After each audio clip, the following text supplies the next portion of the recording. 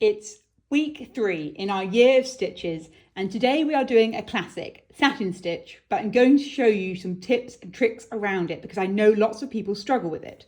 So, first up, satin stitch is always much easier if you draw the shapes you're going to fill in on the fabric. So I'm going to draw here a range of shapes for us to fill in.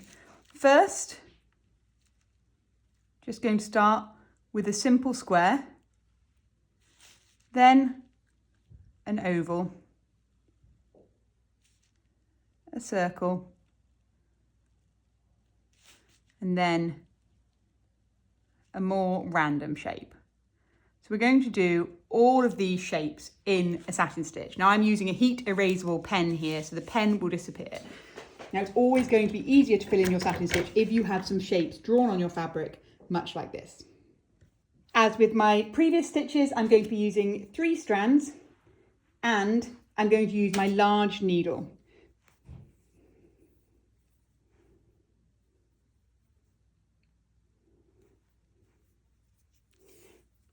So I'm threaded up with 3 strands and I've tied a knot. Now, to stitch in a square shape is quite straightforward. I bring my needle up on one side of the shape. Because it's square, it doesn't matter which side, every single direction is the same. Take my needle down to the other side. I then bring my needle back up to the same side I started on and go back down. And all I do is I fill in the shape. Now I started in the middle, I could have started at the end, I could have started on either side. All I'm going to do is work along the shape.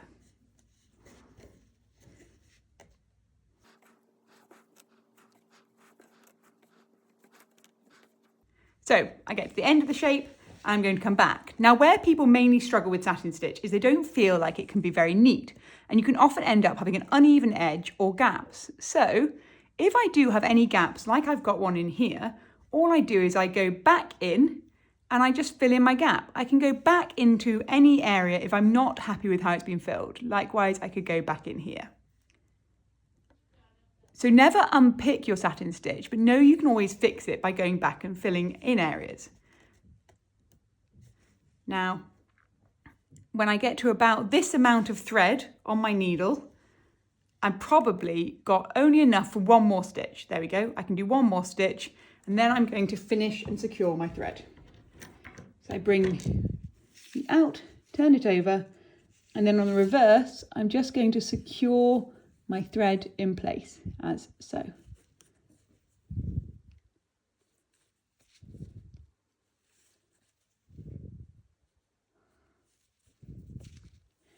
So that's all secured. Cut away. Grab another 3 strands.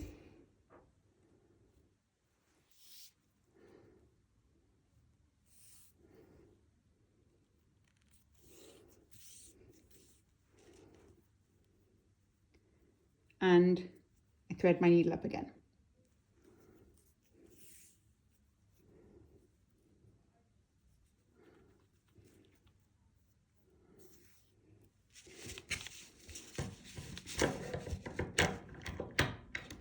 And I'm going to carry on and finish this shape.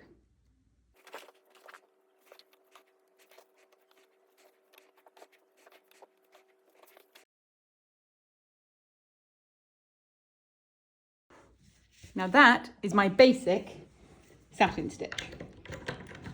And you can tell you've done it right because the front will look the same as the back. It's filled on both sides. Now this can feel wasteful for your thread, but bear in mind that when you do mount your embroidery up at the end, when you mount it up, you'll push forward all those stitch volume at the back, and so it'll make it appear double thickness. Now let's go on to our next shape, because this is where it varies slightly. So I'm going to get here 3 strands of my red thread.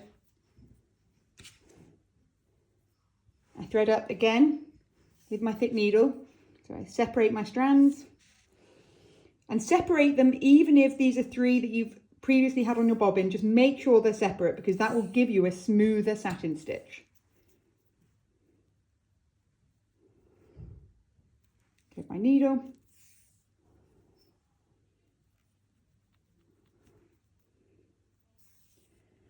Right, so when I'm working in a shape like this, an oval, what I want to do is always stitch the shortest direction. You have a choice to go long ways or to go the shorter direction.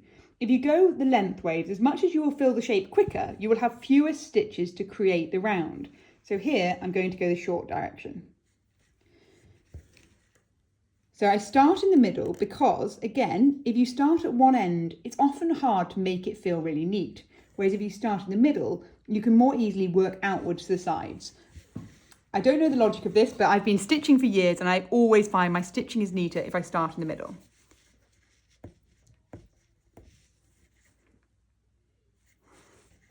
Now, as we do this bit, I'm going to show you how to level up your satin stitch. As you can see, I'm taking my needle from the top to the bottom. Bear in mind, it could be from the bottom to the top, it doesn't matter. But I'm moving my hand from the front to the back of the fabric. Now instead, what I'm going to do is just keep my needle on the front of the fabric, and much like we did in the earlier running stitch, I'm going to just go from top to the bottom, but not taking my needle behind the fabric.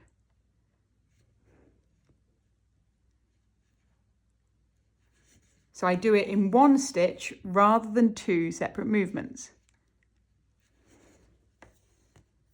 Now this, you'll find when you start stitching, will really speed up how you do your satin stitch.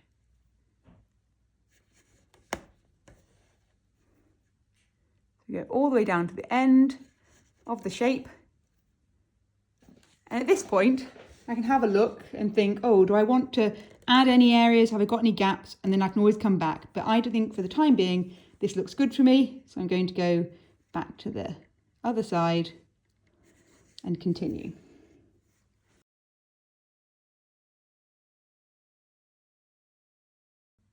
Now I hear what you're saying.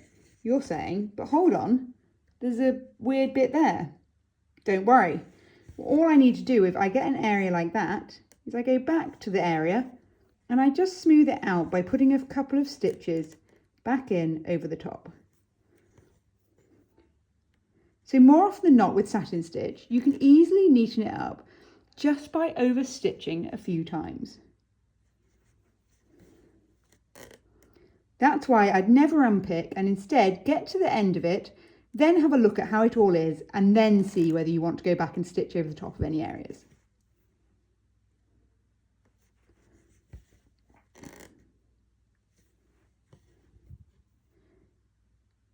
There we go.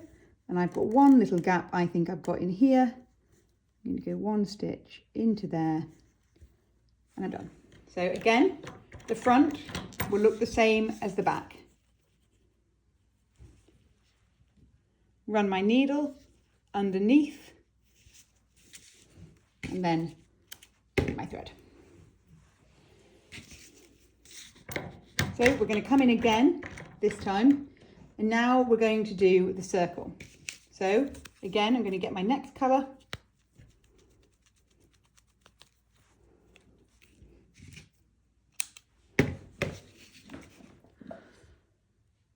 And get 3 strands.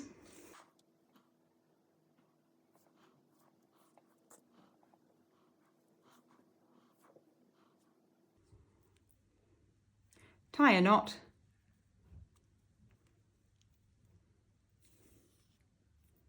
And now I'm going to fill my circle. So again, this time I have a choice. I could go this way or this way. Much like the square, it doesn't matter the direction. But like the oval, I'll find it much easier to start in the middle. My needle comes up to the front, down to the back.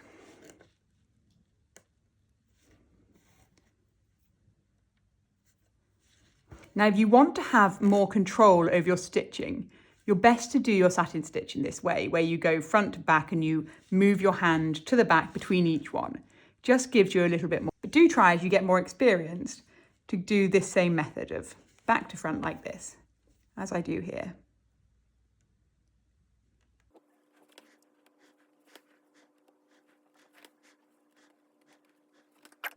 So you see, I've done exactly the same and I've gone down to one side and then I'm coming back to the middle and back across.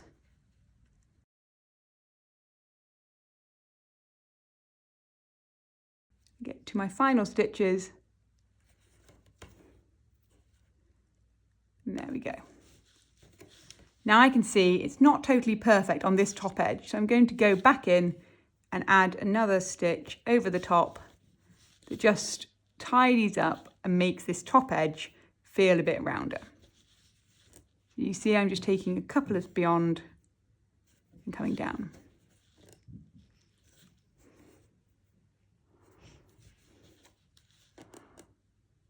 And there we go.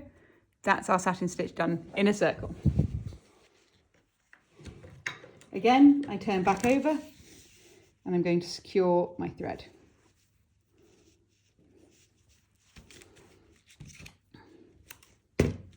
Now for the last one, I'm going to show you what happens if I do my stitch in the long direction, not the short direction.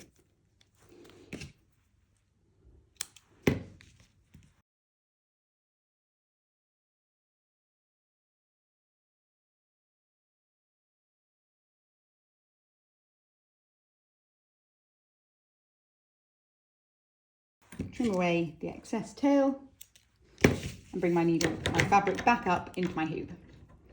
Now this time I'm going to go along the horizontal, and I want to show you how it makes it harder to achieve the same shape. So I bring my needle up, I'm going to bring it across the whole shape and down. And I'll go work up again. So I start in the middle again, I'm going to bring it up. As I go across,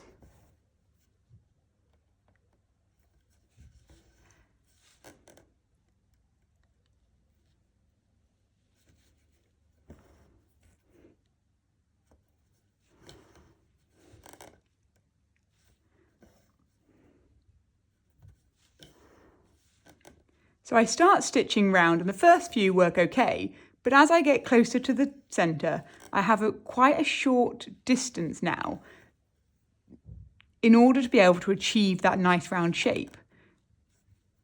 So the issue is inevitably I end up having quite a flat top, and the same goes down here.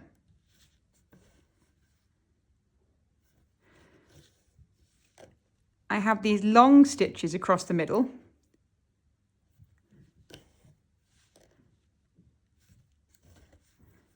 And then I have to choose at which point to cut in.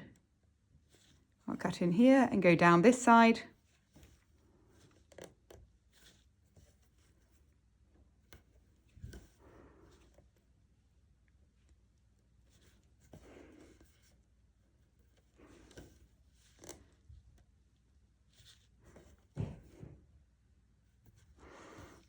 And then I come across to here.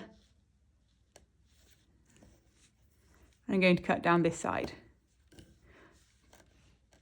But what's difficult is achieving the sort of symmetry in the shape when you're having to split down the middle those stitches. Rather than stitching in a one consistent flow of satin stitch, you've got two.